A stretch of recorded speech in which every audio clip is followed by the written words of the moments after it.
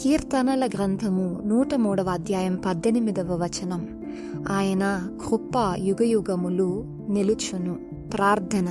మత్తయి సువార్త 6వ అధ్యాయం 9 నుంచి 13వ వచనం వరకు.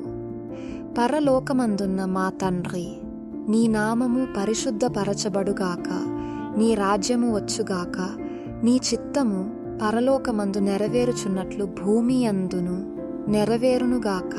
మా అనుదినాహారము నేడు మాకు దయచేయుము. మా రుణస్థులను మేము క్షమించియున్న ప్రకారము మా రుణములు క్షమించుము. మమ్మును శోధనలోకి తేక దుష్టు నుండి మమ్మును తప్పించుము. రాజ్యము, బలము, మహిమయు నీవైయున్నవి. ఆమెన్. ఆశీర్వాదము. సంఖ్యాకాండము 6వ అధ్యాయం 24 నుండి 26వ వచనం వరకు. యెహోవా నిన్ను ఆశీర్వదించి నిన్ను కాపాడునుగాక. యెహోవా నీకు తన సన్నిధిని ప్రకాశింపజేసి నిన్ను కరుణించునుగాక. యెహోవా నీ మీద తన సన్నిధి కాంతి ఉదయింపజేసి నీకు సమాధానము కలుగజేయునుగాక. ఈ వాగ్దానం మీ యందు నెరవేరునుగాక. ఆమెన్.